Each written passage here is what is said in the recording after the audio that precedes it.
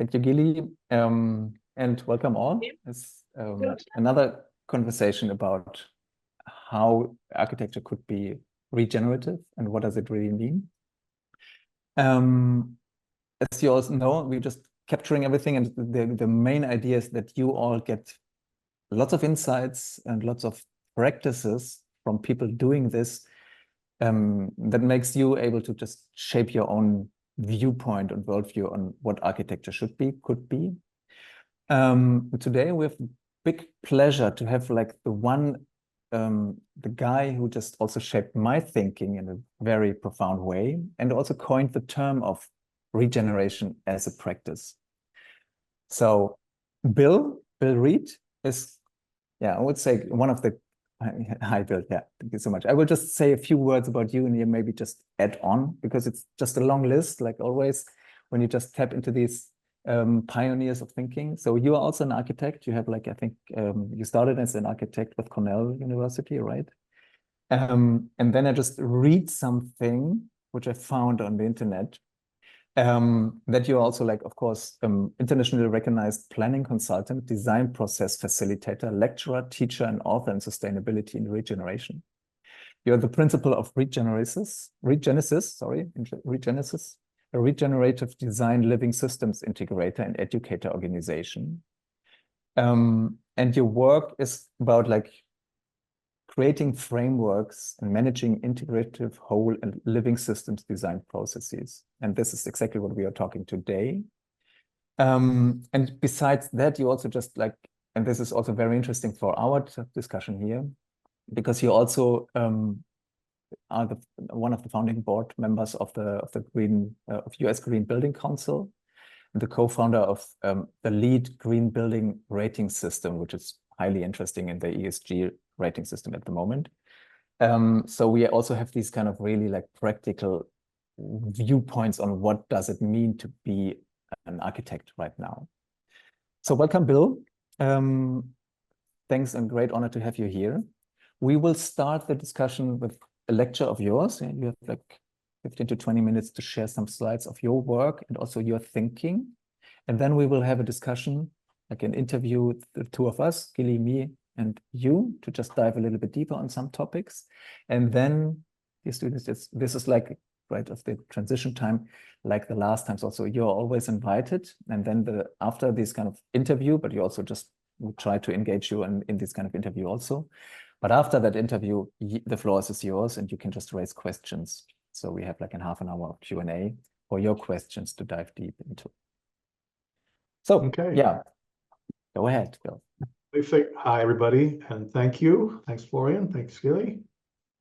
I understand you guys are quite immersed in studies and presentations, juries. Are you doing reviews right now in juries? Design juries? No, do they even use that term anymore? I don't know. Maybe I've been out of the education world for so long. This is a design school, right? Okay. You still use engineering? You still do engineering school. Engineering. Okay, great. Well, it all applies. Let me see if I can share my screen here. Advanced. Oh, Zoom has changed a portion of the screen. It's in the middle, the green. Should be allowed. All right, let me shape this to the slide. There. Are you just seeing the image now, the slide image? Okay. Yeah. All right, let me start with this diagram. And tell me, Florian, have students reviewed this at all? Or did Daniel review this last week? Exactly. Last time we talked about this one, and also this was the moment when he shared. It's not about like going from left to right. It's a different viewpoint. So yeah, there's a whole but happy to you. Yeah. Goes on here. But I want to augment this. So I'll just quickly review it again. Conventional design. We build our buildings one step better than breaking the law.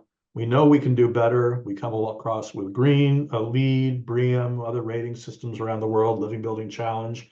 And those all say do 70, 80% improvement, and that's wonderful. But we're still leaving 20% unaddressed. And that's why no matter what we do with a building, it will always be in a degenerating condition. There's no such thing as a sustainable building. That's something that's an unfortunate oxymoron. Buildings don't sustain themselves, they suffer from entropy. So the best thing that we can say about the buildings we do is that they're green, that they have a tendency towards a sustainable condition. If that's the case, we will live in a degenerating planet, and we might as well go home and have a party. We have to do more. And this puts us in the regenerating side. Restoration, there's something that I typically leave off now, reconciliation. How do we reconcile human and natural systems? And then regeneration. And regeneration and restoration are very distinct. And I don't think I can overemphasize this, because most of the practitioners that are calling themselves regenerative on the planet are actually talking about restoration. They are not talking about regeneration.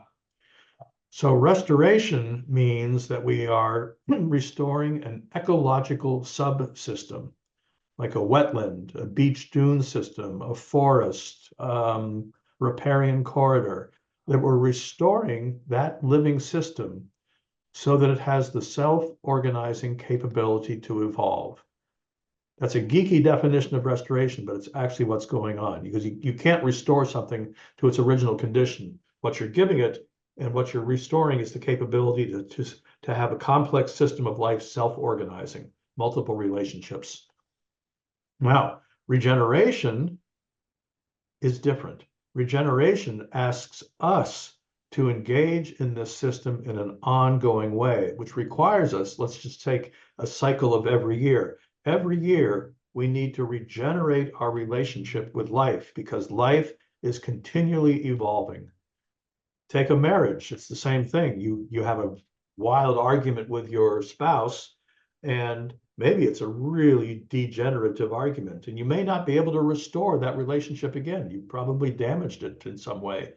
But what you can do is you can regenerate it if you start over, if you start at fundamental relationships. So you don't restore something to its original condition because it's now damaged. You have to regenerate it into a new, evolving, healthy relationship. And that's what's required of us in life right now, is that, similar to many indigenous nations and aborigines, is that they are always revisiting and regenerating. So let's look at Carol Sanford's 4 modern paradigms. This one is extracting value. This green and sustainability era that most of us are practicing in is about slowing down the damage, arresting disorder. Then we shift to this side, doing good. Well, we're just going to do better. We're going to do positive design. Well, what the heck does that mean? Positive, in one area, I live in Boston, Massachusetts. We have close to 100 centimeters of rain a year. And I think it's about that amount anyway, a lot. Positive rain here is different than if we had the same amount of rain in the Southwest, Santa Fe, New Mexico, for instance, it would destroy the place. So positive depends on context. Positive depends on culture as well. The World Bank and the International Monetary Fund, when we go to Africa, we say, well, we want you to live like we live in Europe. We want you to live like we live in North America, imposing a worldview on a culture that never really asked for it and doesn't really want it. By the way, they're a heck of a lot happier than we are. So doing good is a form, at its worst, is a form of colonialism. It's an imposition of an idealized worldview. And it may be a little shocking to you, but we have to then, so if doing good is actually potentially doing bad, how do we prevent that? And that moves us up to this activating force in regeneration, is that we need to be working with the inherent potential or essence or intrinsic nature or capability of every living entity. Every living entity, whether it's a molecule, a fox, a snake, a tiger, a human being, or a city, has unique potential, unique essence. We know that New Orleans is different than New York City. We know that Budapest is different than Barcelona. Why? And unless we understand that unique living characteristic, we're imposing our idea of good on somebody. So doing good is promoting the culturally idealized versions of what is perceived to be good. My version of good might be a lot different than yours. So how do we prevent that? We have to work with, whether with people or life sheds or watersheds, every living entity asks that we approach it individually to reveal and support its unique potential. All right. What's the difference between potential and a goal? I want you to hold that question, because potential is always in the future. There's always potential with life. Life actually continually runs up. The best definition of life is that I've heard is life is the process of becoming. It's always evolving, whether it's childhood development or this chrysalis or a forest system. It's always looking forward. It never looks backwards. It always is. Let's say a storm comes through, like a hurricane or a cyclone, destroys an ecosystem. Nature doesn't go into a bar and drink her sorrows away. She starts to work right away. Pioneering species, early succession species, mid-level succession species, climax growth, and then senescence as it cycles through its birth, life, death, rebirth cycle. So life is continually running up, running down, and then running back up again into exploring new relationships. I'm oversimplifying this, but is this making sense so far, folks? All right. So what's potential? Let's explore this. This little girl likely wants to be an airplane pilot. That's potential. We don't know for sure, but the patterns of her life indicate she's pretty interested in this as a subject. Sabato Sagato's farm, the famous war photographer, it was totally desiccated, destroyed, if you will, by bad farming practices. But this is what it looks like 10 years later. Nature wants to recover herself if we work with her on her own terms. John Liu's famous example from his film about the Loess Plateau in China, an area the size of France, until they started working with the farmers in the way they understood life, nothing took hold. They worked in this place for 30 years without anything happening. Once they figured out, let's let nature do what nature wants to do, within 18 months, it was a green system. The Venetian canals after COVID started, all of a sudden clean. The air in Beijing, 2 months after COVID shut down, the air is clean. This engineer's view of a stream in Baltimore, Maryland, once we started controlling the water from the parking lots north of here, we were able to get rid of the concrete to avoid putting total suspended solids in the Chesapeake Bay. And this is what it looks like looking the other way 3 years later. So nature has the self-organizing capacity to evolve. And by the way, that's what we are doing with sustainability. The whole point of sustainability is not photovoltaic panels or waterless urinals or rain gardens. The whole point of sustainability is to allow life to express itself on its own terms. Life, and to work with life on its own terms. That's it. And in fact, even a little more so, the bottom line of sustainability is that we have a diversity of species and a diversity of relationships self-organizing to create greater diversity and resiliency. That resiliency allows for dynamic stability, which we've lost these days with the monocultures that we've established. This is why we're having wildfires and tornadoes and hurricanes and intense rains and flooding, because we've oversimplified nature and we've prevented nature from filling the ecological niches that she has allowed for to. A simple example of this is a prairie in the United States, in North America. A prairie can handle buffalo stampedes, fire, insect infestation, drought, what else I missed? Oh, tornadoes. And it can do that because there's different niches, ecological niches that get filled by different species. So where one might be really severely damaged, the others step in and support that complexity of life. We have oversimplified things because we treated the world like a machine and with a reductionist perspective. Okay, so not only does life work this way, our lives work this way. So whether it's Barcelona or Pittsburgh or Seattle or Park City, Utah, every place is unique. has unique identity and unique potential. It wants to be a certain way. Our job as architects before we design any building is to ask, what does this place want to be? And then using that perspective to inform what gets built, how it gets built, and how the project is operated. So a simple example, I'll stop there for a second. Is this hanging together, folks? Florian, is this all right? Okay. Let me know. For me, it's everything fine. I can follow. Okay. We have just to make sure that people are just coming in, I guess. So it's just okay. We'll keep going. So this is a pretty simple example. This is a small grocery store, a cooperative, a community-owned grocery store in Vermont, in Brattleboro, Vermont. And they called us up and asked us, said they wanted to do a LEED Gold grocery store. We always ask our clients, do you want LEED or do you want sustainability? Because there's a difference. Green buildings are not sustainable, as I pointed out earlier. They have a tendency towards sustainability, but in and of themselves, they can't sustain life. They only degrade life. So they gave a great answer. They said, well, we want both. We want a certificate saying we've done a good job, and we actually want to work on deep sustainability.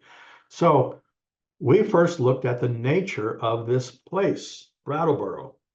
And what we learned is that it's a food-centered place. The local food movement started there in Brattleboro, the United States.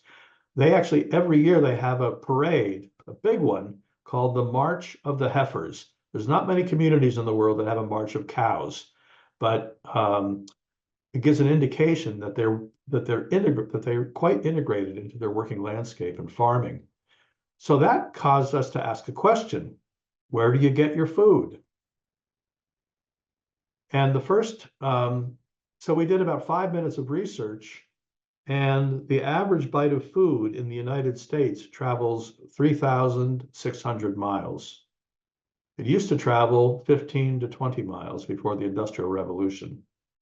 So we did a tour of the grocery store, and the first bin that we came to in the produce section was the apple bin. Turned over the apples, they were from New Zealand. There's 12,000 miles right there. The blueberries were from Chile. The strawberries were from California all the way across the continent. So this is where, talk about a carbon footprint, nothing we would have done in the grocery store with efficient refrigeration cases and lighting, new lighting and all, and water management paled in comparison what the food system was asking of us. So we looked and said, where did you used to get your food? And all these green splotches on this map were farms at one point. They're all abandoned now.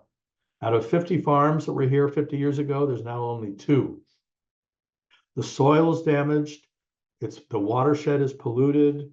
There's been 300 years of deep extractive farming practices that have hurt the soil. Turned out the best soil was in downtown Brattleboro. Because what we were trying to do is, what we asked them is what happens if there's a truckers' strike? They said, well, we're out of business in 1 or 2 days. What happens if a grocery store chain moves into town? Well, we're probably out of business in a year.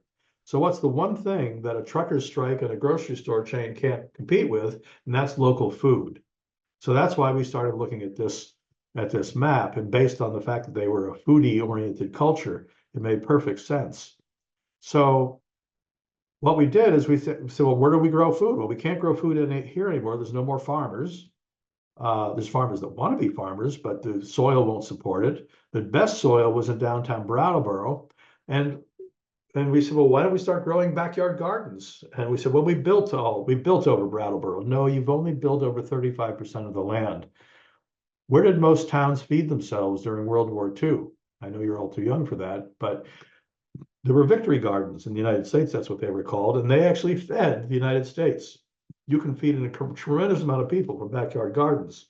So this grocery store was now programmed to be something quite different. It was an agricultural and soil extension service housed in this. This is the brief we were developing to actually teach people how to grow their own food again. A cannery where they could can their food. A daycare center where the kids could get taken care of when the adults were working on that.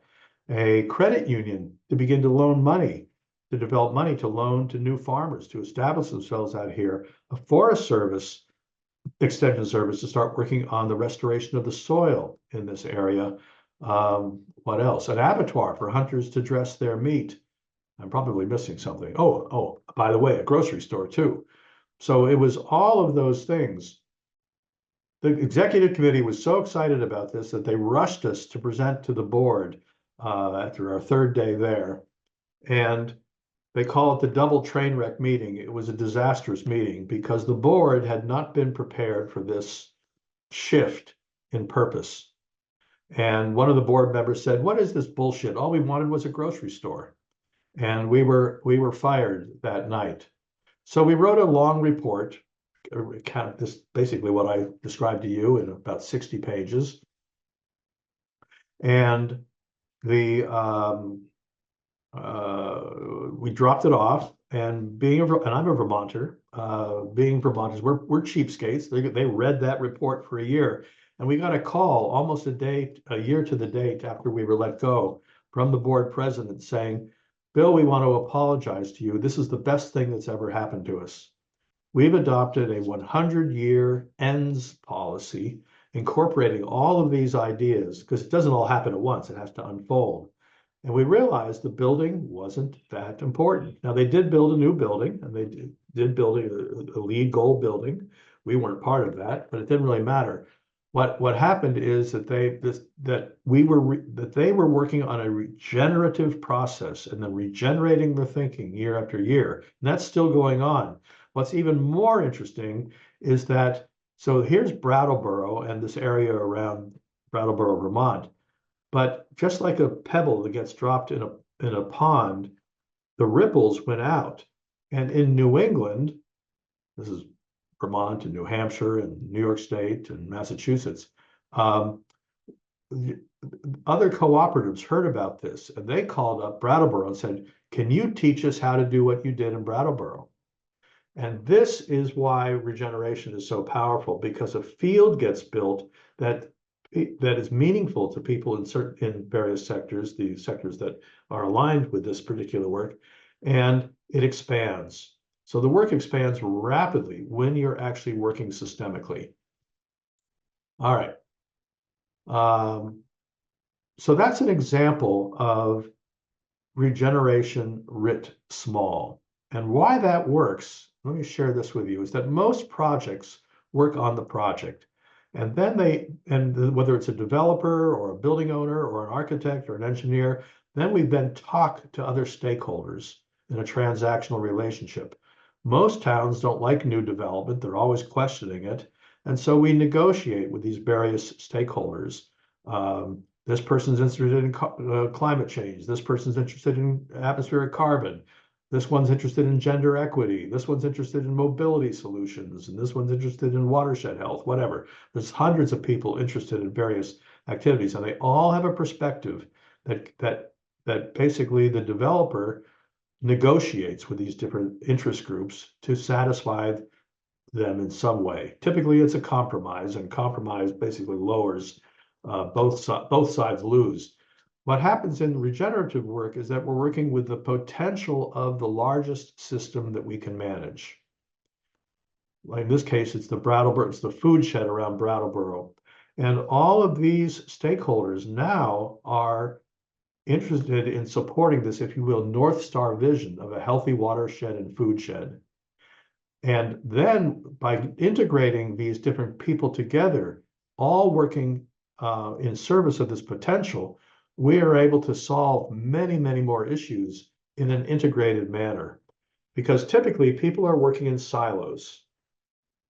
They protect their egos, they protect their funding sources, and they rarely talk to one another. By actually engaging the community around the potential of the largest system, we get a lot more cooperation and much more rapid uptake of ideas. And then what happens is these people who have never talked to each other, or in rare cases, we bring them together once a month, or once every 6 weeks or so. And then what happens is they say, "Wait a minute, I didn't know you were working on that. We're kind of working on that too, but over from this perspective, maybe we should collaborate." And the powerful thing about regenerating is what we're regenerating are the relationships between people to then get into regenerating the relationships of the living systems that we're part of. All right, let me pause there for a second and let me see if this is holding together at all. Okay, so assume it is. All right, so let me see where I'm going here. So one of the points I want to make is that when you're working regeneratively, your architecture project is not, or your engineering project is not the project. The project is a thriving socio-ecological system. Your project is life. And you start with understanding the way the system works in order to inform what gets done in the building. So your project emerges or is born from this new perspective, starting with the life shed first and then working inward. It's a flip of what, so we're no longer working with an object first, we're working with the system of life first, which is why we do this. And then out of that, the project emerges. Okay, that's a quick introductory. I'm going to stop there for a second because now I can go into a number of examples and how these work and some of the principles behind it. But Florian, is that sufficient? Is that kind of a sufficient introduction? Absolutely. So I think for also just to sum it up for me, what I think which is really important and also draws back to the things we had with Daniel is that maybe I just share the screen also in a second because we try to, I don't know if you know this kind of we try to introduce this let me show there's a new diagram which is also coming from Tobias and Daniel talking about the 8 scales. So what we are just also trying to introduce is the thinking in different scales.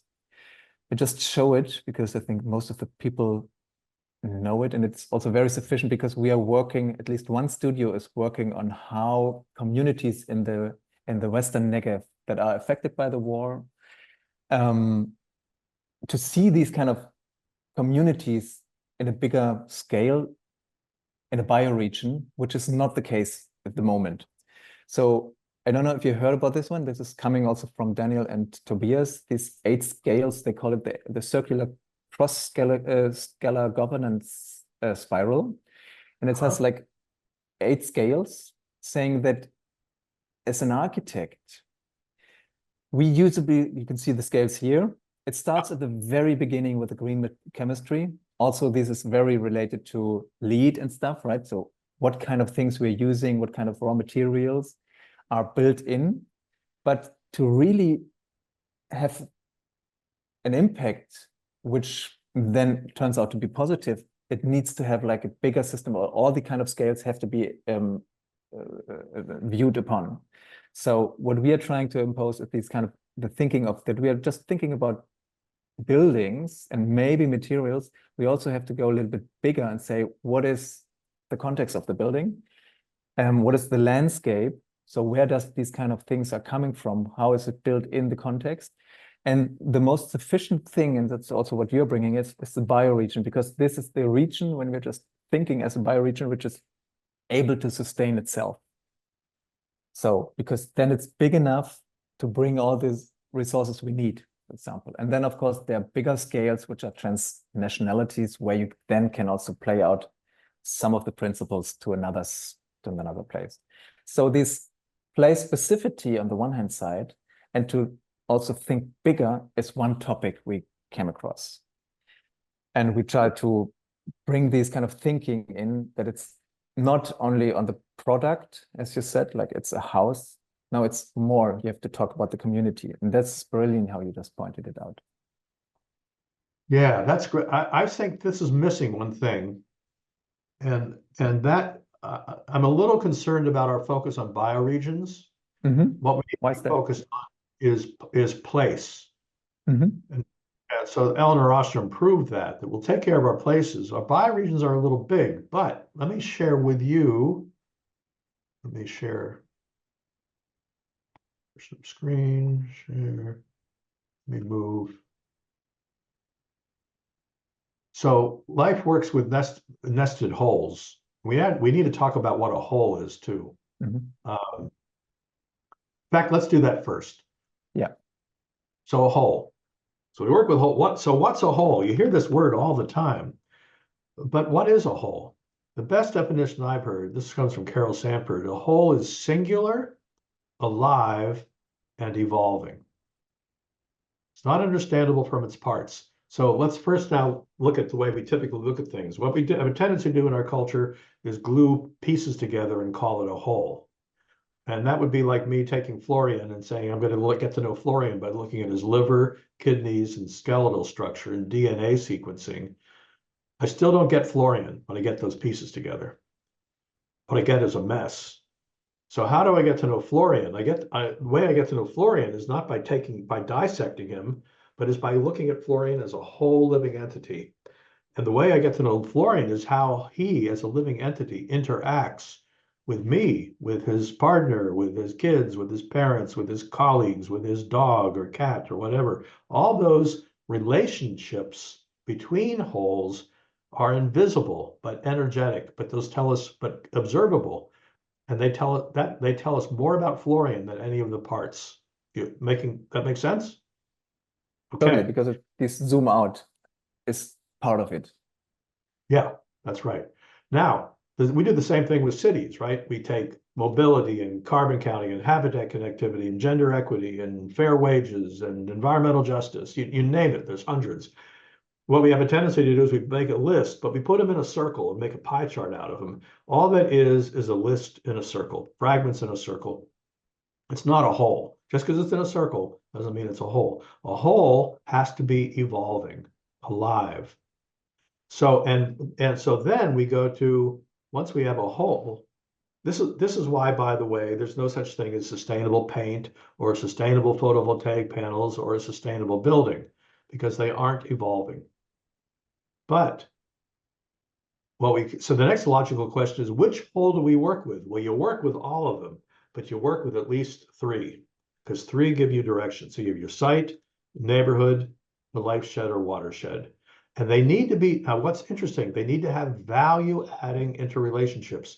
The role, unless we are adding value, unless the site I'm working on is adding value to the neighborhood, and the neighborhood is adding value to the site, it's not going to be sustainable.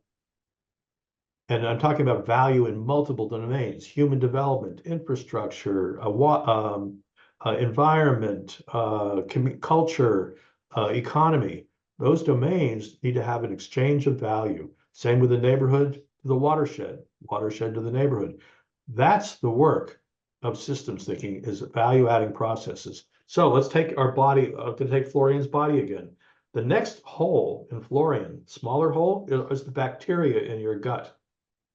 You're feeding that bacteria, but that bacteria is living an independent life in your gut. It's mutually supportive, but it's a whole, it's singular, alive, and evolving. And you are adding value to your family or to your team at work. And, so are you adding value to that team? Is that team adding value to you? It's probably a good relationship. If you aren't adding value, it's a degrading, devolving relationship. Okay, that's pretty I important. think I think yeah, that's very important. Also, like how usually we look at architecture, which is also just bringing together parts in a most efficient way in order to make them look beautiful and follow some functions. Let's put it this way. But what you are integrating here is like this the life itself, right? So the idea of the process, there's a process behind, and that there must be an exchange of values, which I think is very valuable because we are not talking about this one. So my question would be then, as an architect, do you think an architect should be the one who is taking also care of this or holding this question about, is there a value exchange from the building, for example, to the community and vice versa? Well, that's a big question, and my answer to, obviously, I'm an architect and I'm doing that. But I don't practice build. It's hard. I think we need a new specialty, and I think that's an integrator, an orchestrator, conductor. So I don't design anymore. I would be dangerous if I did. but what I do is design processes. And I hire architects, engineers, all the different resource anthropologists, et cetera, to work on a design team to do so. And by the way, we save a lot of money doing this. When we're working this way, it sounds expensive, and it is on the surface, but we save an average of 18 months of in our design processes. By the way, that's an interesting thing. So I had a Jewish friend tell me, so I was giving this quote of because what we experience, just like my example of John Liu and those recovery projects, those restoration projects, we see when we are working with nature on her own terms, we see nature recovering within 18 months. When I talk to our clients about the advantages of working this way, what benefit did you get out of it? The answer is always 18 months. I don't believe them, actually. It's so weird because we've saved 18 months in our permit approval, our land use approval. So I was sharing this with a Jewish friend in Vancouver, and she said, "Well, Bill, you know what 18 is in Hebrew?" Well, I did not. She said, "It's chai, which means life, also." So I don't know, put that in your pipe and smoke it. I think it's kind of interesting. So, It do is I have that definitely. right? Wait, did I get that? I'm obviously speaking to a bunch of Hebrew speakers. Hi, is that what it's called? Is that the word?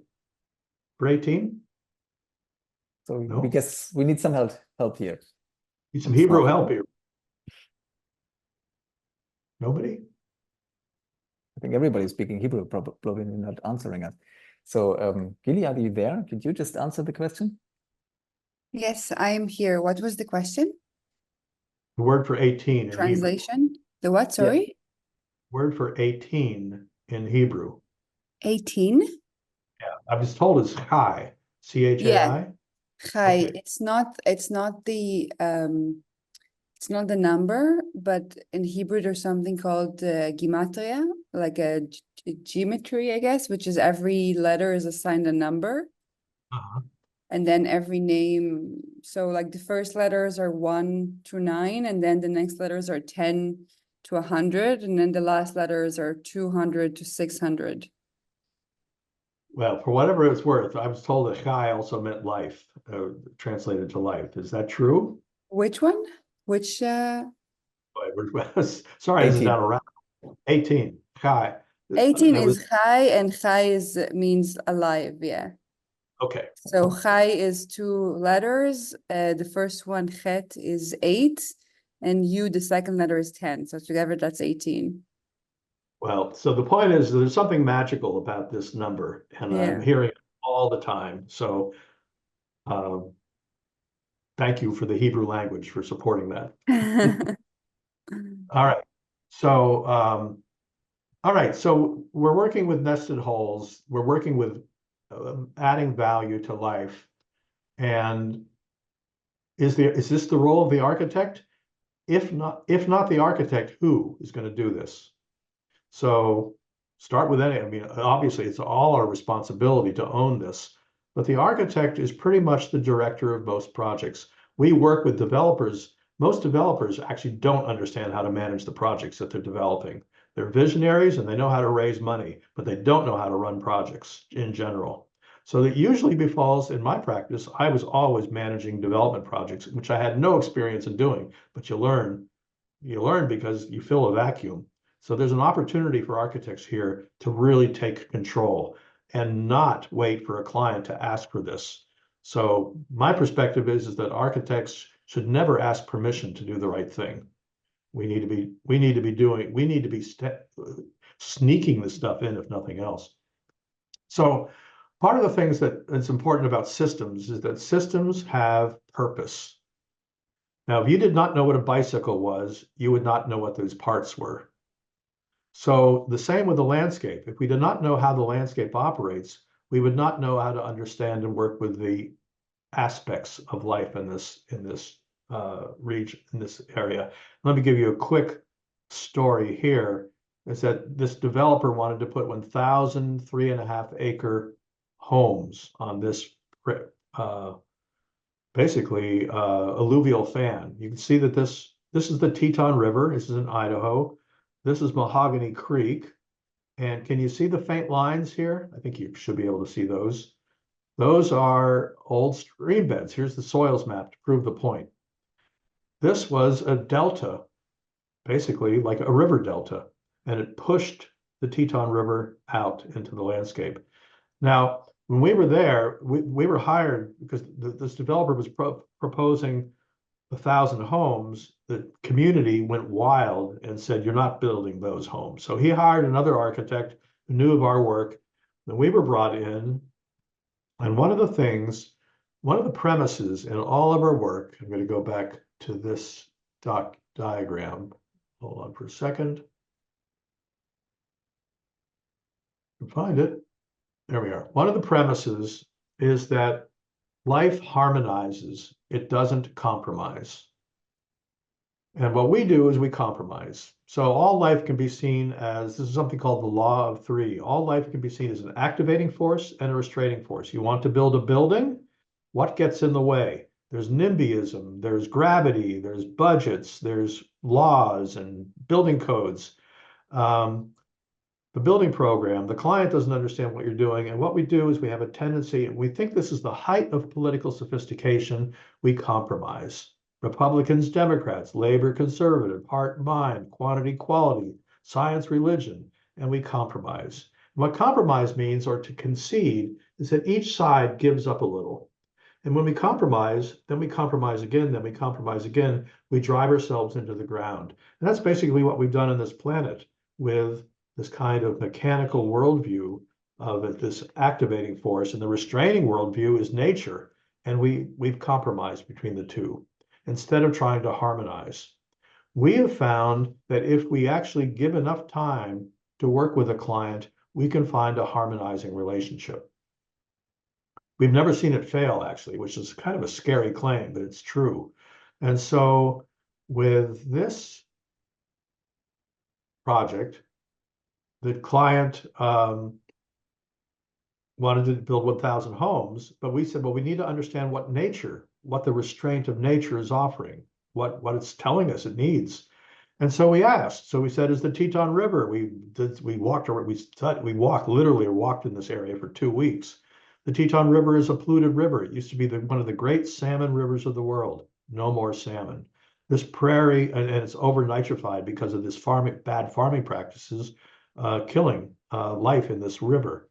This was a prairie savanna. Now it's a monoculture of turf grass farms and barley. And the Big Hole Mountains, we asked the forest ranger up here, is this a healthy mountain system or not? And he said, it's a dying system. How long has it been dying? 100 years. Well, what caused that? When farmers came here in the late 1800s and built a dam right here, and they took 90% of the water to irrigate these monoculture crops.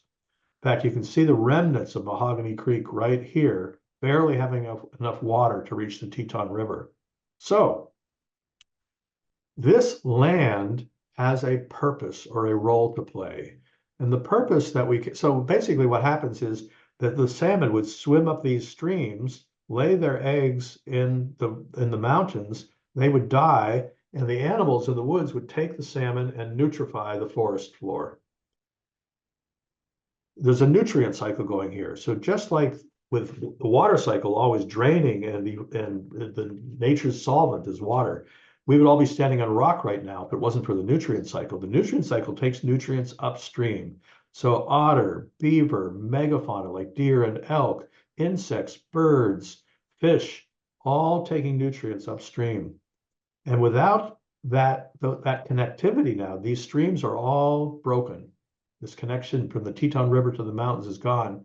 Life ceases. So is this river able to add value to the mountains? No. Can the mountains add value to the stream? Nope. So that gets back to this point, is that you have to add value from these systems. That's to be a value exchange. So it's everything. We always look for that.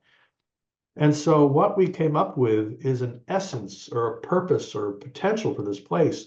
And the potential for this place is to become again a living bridge between the Teton River and the Big Hole Mountains. How do we bring back this water connection again? Well, we have to get rid of the farming, which is going to happen anyway.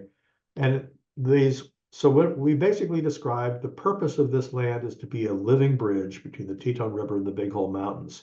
And this took literally 10 minutes to explain this to the development team.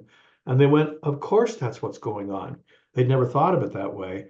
And within a half an hour, all this massive housing was changed to be very narrow wedges of housing with 500 meters between them, which is what allows wild animals to feel comfortable traversing. Even if we had built, which we did not build this because of the financial collapse in 2008, but even if we built this, we would have only used 10% of the water out of the mountains, but 90% of that water would have been able to rewater these streams again. So what's important is that we were able to harmonize human development and the natural systems. And that's what we need to be looking for if we're truly interested in sustainability. One more story, and then we'll take some questions or some other case studies. Jane Jacobs' famous work in New York City. She wrote a book, I don't know if you still study it anymore in urban planning classes, but Death and Life in Great American Cities. It's a classic book. And if you just read the introduction to this book, you'll see that she's talking about everything that I'm talking about, using different terms, but the same thinking. And so basically, what does this work have to do? If we're talking about nature, what does this work have to do with some place like New York City? Well, this is a social system.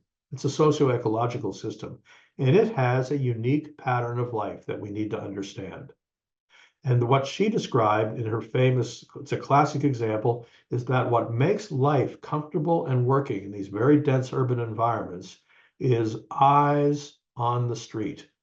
The people living here and in the shops have to be able to see the street so they can protect their kids, protect the infirm from wise guys coming through or any kind of accidents happening. And without those eyes on the street, the system breaks down. So if we come along and build a living building challenge or a LEED platinum bank building here, and we don't understand those patterns of life that make it healthy and thriving, we've just destroyed a socio-ecological system. So this is why we start here. We start with understanding the essence, the uniqueness of life, and then adapt accordingly. Okay, I'm going to stop there, Florian. We do have over here a question. Yeah. Hi. Hi. Hi. Cedric, I have a question, please. I think I didn't understand right about the last project you showed us with the river and the mountains. You said that I didn't understand what caused the disconnection between the mountains and the river, and how did you solve this? How did you make all this ecosystem all together? What did you do, and what caused the problem? What caused the problem are farmers coming here in the late 1800s, and they put a dam right there. Okay. And that dam was then used to take I the will water. just say that dam is secher, just in case you don't know. Okay, perfect. Thanks, Gilly. And so what had happened is that all these streams here that you can see here, all these streams were stopped because the water, and so the connectivity from all the fish in the river weren't able to go back into the mountains. So here's a good point about this. 3 ecosystems were destroyed: the Teton River, the Prairie Savannah, and the Big Hole Mountains because of that one dam. And if we had been using LEED, for instance, the checklist approach, the fragmented approach, LEED gives you a point for maintaining prime farmland, because in general, prime farmland is considered pretty good. In reality, most farmland is quite damaging to ecosystems, the way we farm. But if I'd been just slavishly following LEED, I would say, oh, we got to keep this farmland, forget about it, not think about anything else. So what this process is asking us to do is to get to know life on its own terms. Is that helpful? Yeah, but did you ruin the secher, the whole secher? Did I do what? Dam? If you, Did you ruin if the you dam? Did you destroy it? Demolish Yes. it? Well, we would have, yes, we would have taken the dam down. However, the financial collapse in 2008, which you probably don't remember, but anyway, caused a lot of bankruptcies. And this project did not go ahead. Yeah, because if you demolish the dam, so a lot of farmers will lose their Oh, their yeah. So the farm, hey, but here's the backstory. All these farmers are going bankrupt. This climate, I was here in June, our summer, and I was in a blizzard, to give you an idea. This is such a cold climate that it doesn't support farming very well. So these farmers are going bankrupt. This developer is there, actually was there to buy them out and to actually give them retirement. So no more farming. Subsistence farming, yes. Merchant farming, not a great idea. Thank you. Sure. All right, Florian, take over.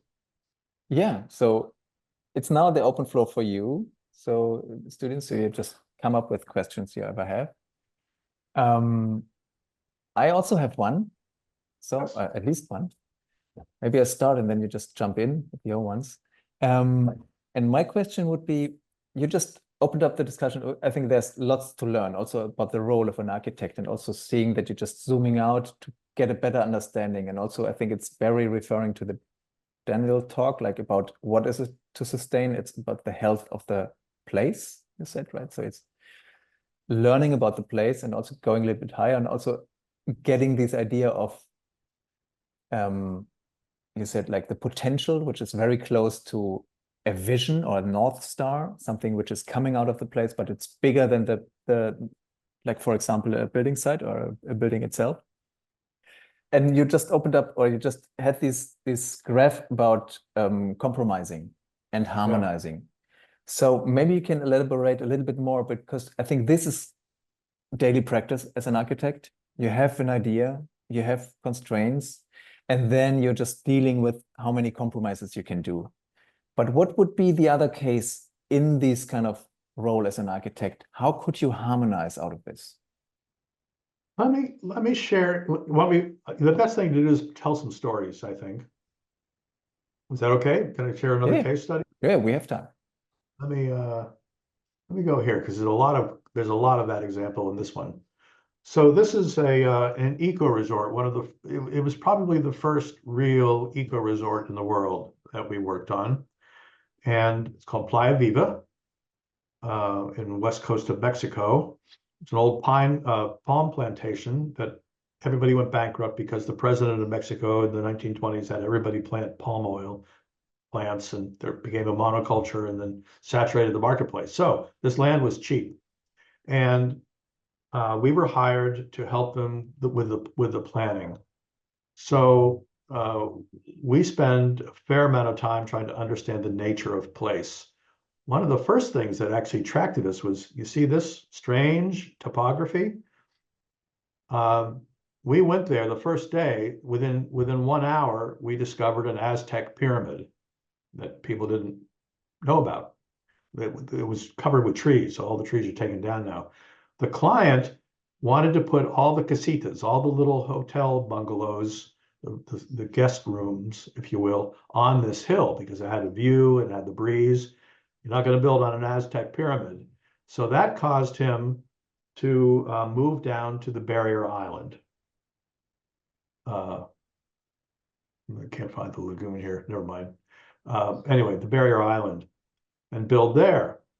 And I approached him and I said, no, we're going to have to excuse ourselves from this project, because the minute you build a foundation on a barrier island and there's a storm surge, it dissolves around the steel or concrete or wood foundation.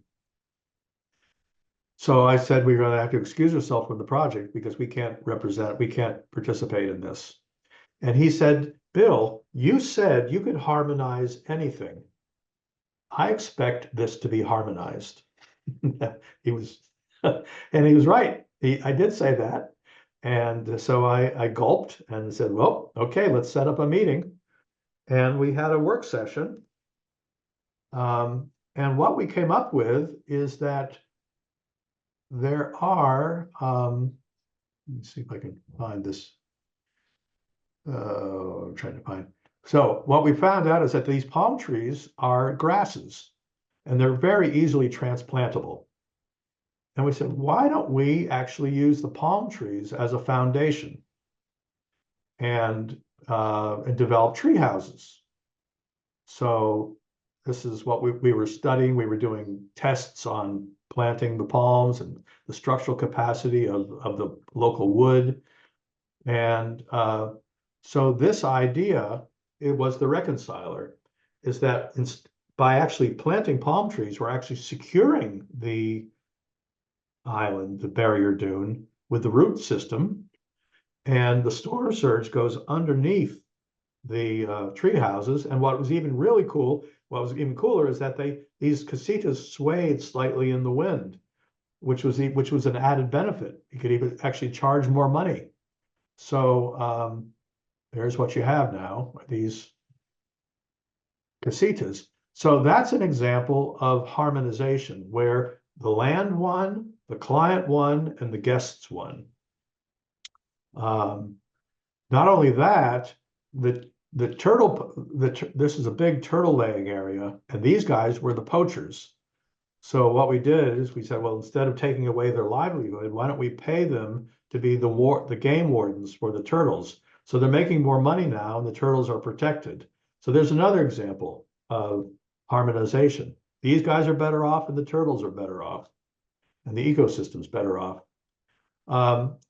There's multiple examples in this resort. What's really cool about this story is that in introducing David Leventhal, the founder, to let me see if I can find here. I can't find the picture.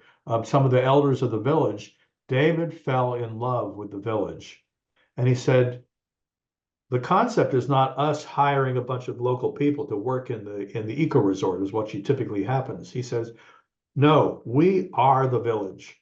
We are going to become the village and support the village directly. And what happens now is that whereas this was a village it used to be a 10,000 person Aztec tributary town 400 years ago, now it has 500 people and it's dying. It was dying 15 years ago when this was founded. Now, the test is, or the best metric is that the young adults are moving back into town. The population has increased by 40% in 15 years. Education is on the tremendous upswing. Local food is being produced organically and biodynamically. The estuaries are being restored. The water systems are being restored. So this, as David says, this is not a hotel, this is a project. And the project is to restore life and regenerate life. And as a result, it's won award after award. It's been profitable. It was finished just before that financial collapse I was telling you in 2008. But he was able to make money through the financial collapse, and it's now highly profitable. And they are actually consulting to other resorts. I'm working on another resort about 10 kilometers south of Playa Viva now. And the whole system, all these resorts now are gathering together to create a regenerative bioregion. So each place is working independently. They're also working on this larger, see if I can find that diagram. They're working, this place is what they're actually able to activate. But by working together place by place, they're able to activate the bioregion. So it's a nested system of, we just don't work on the bioregion. We're actually working on each place because place is the smallest unit of manageable sustainability. Let me see if I can find Eleanor Ostrom's quote. Oh boy. Well, the place is the largest manageable whole system. A bioregion is actually too big, but multiple places within a bioregion can actually manage that bioregion. So it's subtle, but I think we need to be careful of thinking that we can manage a bioregion. They're too big. They're a useful identifier, but the places where we know each other and we get the feedback of the system. All right, let me stop there. I'm rambling on too much. Thank you so much. So I very think helpful. I think that it's great and it's really interesting. I think we should be leaning towards a conclusion, considering our audience. Maybe let's see if we have another question from the audience, from the students in the air conditioned auditorium.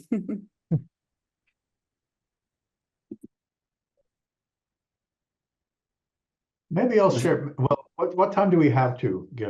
Are people losing interest, or do we have to? Well, we have another 10, 15 minutes. I think we have another 10 or 15 minutes for sure. Let me share. I'm just trying to think what case study to share. Let me share. Yeah, this will be a larger project. This is in Viña del Mar, Chile. And this is a 19-hectare oil tank farm run by one of the larger corporations in South America, COPEC. They saw this diagram in a speech that I gave, and they came up to me afterwards. The project manager of this real estate division came up to me and said, if you can he said, we have 25 activist groups in Viña del Mar who all call us the enemy. If you can harmonize those relationships, that's worth 15 years worth of lawyers. He said, we don't believe you. We don't understand how you would do it. But we're willing to gamble 2 months of consulting cost to see what you can do. Are you interested? We said, well, of course we are. So we went down there. You drive into this city in within 5 minutes, you know that it's a dying city. It used to be, it still is, one of the biggest tourist towns, beach towns in southern South America, vineyard by the sea. It was one of the great garden cities of the world because the Chileans borrowed English garden city tradition to create magnificent communities. This street still exists, Libertad and Viña del Mar, but all the streets looked like this. Now, though, they look like this. Look at the degradation. The bay is a dead zone. The architecture is compromised by crap. The trees are meaningless. The estuary, which is this line right here, I'll show you, this is kind of important. This is the estuary, which is the seedbed for the health of the Valparaiso Bay. That's been turned into literally turned into a parking lot. So the city is definitely on a downward trajectory. So what we did is we looked for the potential of this place. And here's the site, but we look out at the largest manageable system, which goes out in this case about 20 to 30 kilometers. We ask a question of everybody we talk with, how big is here? It's a great question. And people know where here is and where there is, because here is what we need to manage. And that in this case went out about 30 kilometers. So what we found out is that, and this is, sorry for the smallness of the size of this graph, but we tracked for the last 2,000 years human interaction with this ecosystem. The Aconcagua, the Inca, the Bata Indians, the Spanish, the British, the railroad, the industrialists, the Garden City movement. There were these big intersections, and each time the ecosystem improved, which we've never seen before in any place we've worked. Human beings actually improved the ecosystem. What happened during the Pinochet era, though, is the Garden City movement started degrading, and then following that, tourism started degrading. And when I showed people that we were interviewing, because we basically meet with people in the community, especially the activist groups who all call the developer the enemy. By the way, when we met with these people, they said, well, you're working for the enemy. Why should we trust you? You're a couple of gringos from the States. Who the heck are you? So we said, well, you should not trust us. we are here learning about this place. We're here so that we can actually co-create what's meaningful to you. I can tell you this, that your city's a dying city. And they said, oh, you're paying attention. And that was the opening. They said, you're paying attention. We're game to listen. And so we learned from them the potential for this place. How do we bring back what this place used to be? Because there's no reason it can't be like this again. And but it requires will of the people. And so we said, you know, what your guys are good at is resiliency, is compounding resilience, innovating succession over time. And what this did is that this is what we call a story of place. And we were co-discovering the story with people. We weren't telling them, look at this great design, because I'm a genius architect. We're going to give you this wonderful, my gift to you. Nobody wants that, by the way. Sublimate your ego and learn from the people before you ever propose anything. So we had to do a lot of backtracking. The master plan had already been designed. And the client, in fact, said, you're not going to make us change the master plan, are you? I said, I'm not going to make you do anything. You're going to want to change it when we're done, which really frightened them, actually, because they realized they had to rethink. And so we shifted from working on the project, and this was the hardest thing, is shifting the developer from working on the project and negotiating with all these different activist groups to everybody working together. And in this case, the developer is no more important or less important than any other activist group. And that's the table that we had to set. So that then we had these meetings over the next, 4 years actually, where we started with small groups and then some larger groups and then larger groups, because what happened is a field of energy started being developed to the point where, first of all, within 3 weeks of meeting with 18 of the 25 activist groups, they shifted from negative to enthusiastic or supportive. As one woman said, who called us, said we were working for the enemy. After an hour meeting with her, she said, we are grateful for the opportunity to co-create. That's what they wanted. And so that shift happened, a big shift, which allowed us then to start having these meetings.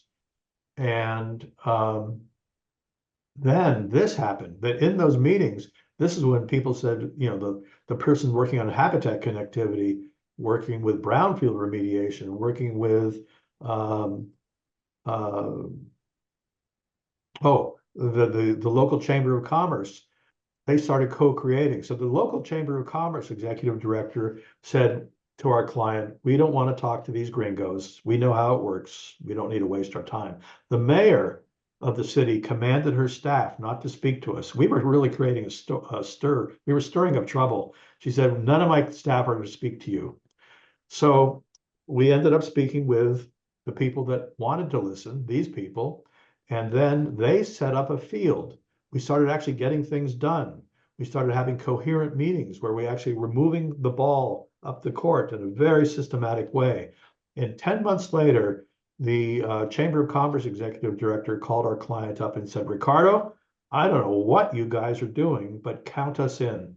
This is the first time the city's been able to dream in 30 years. And he donated $4 million to restore the estuary. Had nothing to do with the project, but had everything to do with the health of this ecosystem and city.